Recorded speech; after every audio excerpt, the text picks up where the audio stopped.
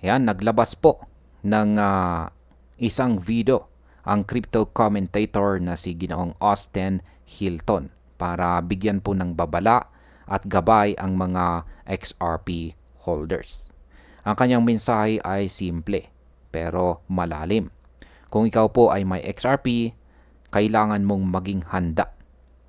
Sa kanyang pahayag, ipinaliwanag po niya na kahit may mga paparating na economic events tulad po ng interest rate decision ng Federal Reserve, ang mas mahalaga ay ang personal na paghahanda ng bawat isa sa atin bilang mga investors. Ano nga ba ang kanyang ibig sabihin na being prepared? Ayan, check po natin yung kanyang aktual na tweet or post dito. Ayan, sabi niya, holding XRP, you need to be prepared. Ayon po rito kay Ginoong Hilton, hindi sapat na basta may hawak ka ng XRP at umaasa na tataas ang presyo nito. Kailangan may plano ka.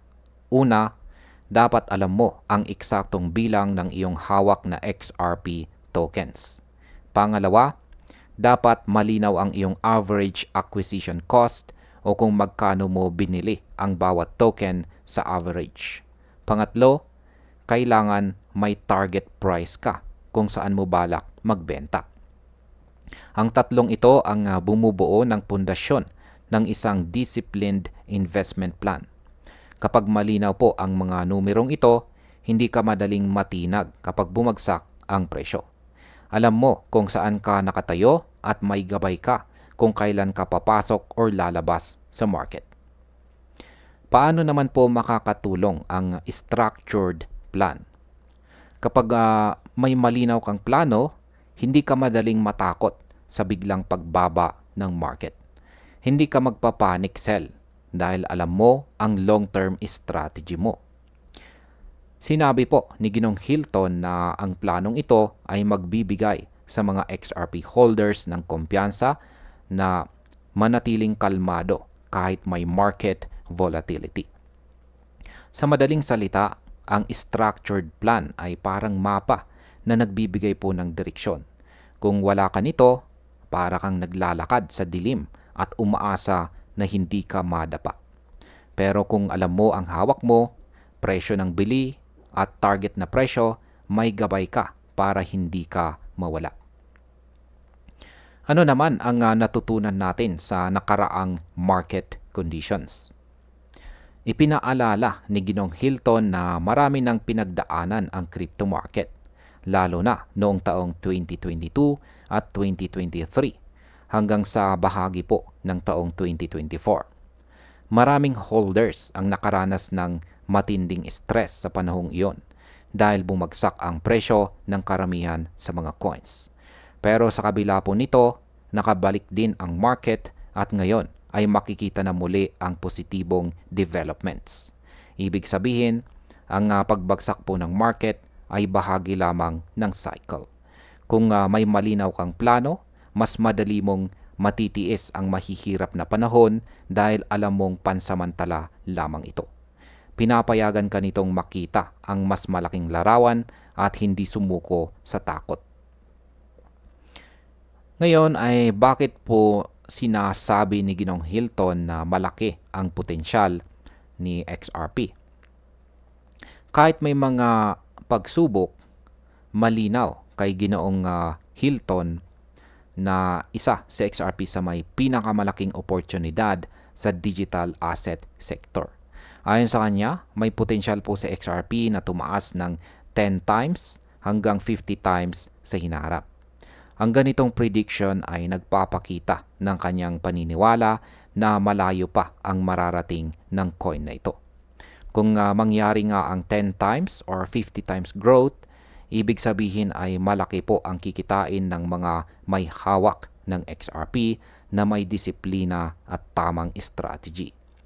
Pero hindi po ito mangyayari kung basta-basta lang ang approach. Kailangan po talaga ng maingat na plano. Ayan, ang market, ang psychology ng investing. Bakit po ba ito mahalaga? Binanggit din po ni Ginoong Hilton na mahalaga ang psychology sa investing. Marami pong traders ang nadadala ng emosyon at nagre-react agad sa market moves. Kapag bumagsak po kasi ang presyo, panic sell kaagad. Kapag tumaas, biglang bumibili kahit hindi na pag-isipan. Pero kung may malinaw kang planong sinusunod, hindi ka basta-basta nadadala ng emosyon. Alam mo kung kailan ka bibili at alam mo rin kung kailan ka magbebenta. Ito po ang nagbibigay sa iyo ng disiplina at saka long-term focus. Yan, buy the dip strategy. Kailan nga ba ito ginagawa?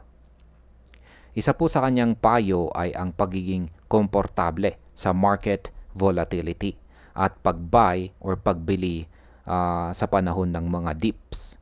Kapag bumaba po ang presyo at naniniwala ka na lalaki pa ang crypto market sa mga susunod na taon, ito raw ang magandang pagkakataon para bumili. Ang global crypto market cap ngayon ay nasa halos $4 trillion. Ayon po kay Ginoong Hilton, maaari itong umabot sa $8 trillion or higit pa. Kung naniniwala ka po sa projection na ito, bakit hindi ka mag-accumulate habang mababa pa ang presyo? Ito ang sinasabi niyang mindset na dapat meron ang mga long-term investors. Yan, ano naman ang personal na halimbawa ni Ginoong Hilton? Sinabi rin ni Ginoong Hilton na personal siyang bumibili ng assets tuwing bumababa ang market. Nilinaw po niya na hindi ito financial advice, pero gusto po niyang ipakita na siya mismo ay may long-term conviction sa crypto market. Ang mahalaga, anya, ay personal decision ang pag-invest. Bawat isa po sa atin ay dapat may sariling plano at hindi lamang po basta sumusunod sa sinasabi ng iba. Ayan, sa market analysis, ayan, ang market impact po ng balitang ito ay meron po tayong short term, medium term at saka long term. Sa short term, ang panawagan po ni Ginoong Hilton ay maaring magbigay po ito ng matibay na loob sa mga XRP holders na huwag mag-panic sell. Ito po ay magdudulot ng mas stable na market behavior. Sa medium term naman, kapag mas marami pong investors ang may disiplina, mas tataas po ang posibilidad na maabot na XRP ang mas mataas na presyo dahil hindi po sila madaling bumitaw. At sa long term, ang mindset ng accumulation ay malinaw na profit target at magpapalakas po sa long-term investor base na XRP at maaari pong maging susi sa pag-abot ng multi-year highs. Ngayon, pagdating po sa aking sariling opinyon, napakahalaga po ng mensaheng ito ni Ginoong Austin Hilton. Hindi po sapat na umasa lamang tayo sa hype or sa biglang pagtaas ng presyo. Kailangan po nating alamin ang ating eksaktong hawak or holdings, ang presyo po ng pagbili natin at ang target na presyo para sa ating pagbenta or pag-sell. Kung mas marami pong XRP holders ang gagamit ng ganitong approach, mas magiging matatag ang market. At kapag mas stable po ang market, mas magiging attractive ito para sa bagong kapital na papasok. Kaya sa kabuuan, ang disiplina at saka tamang strategy ang siyang magbibigay po sa atin ng kumpiyansa at tiyaga para hintayin ang malalaking pagtaas sa presyo. Kung makikinig po tayo sa payo rito ni Ginoong Hilton at gagawa po tayo ng ating sariling plano, mas magiging handa po tayo para sa susunod na malaking galaw ni XRP.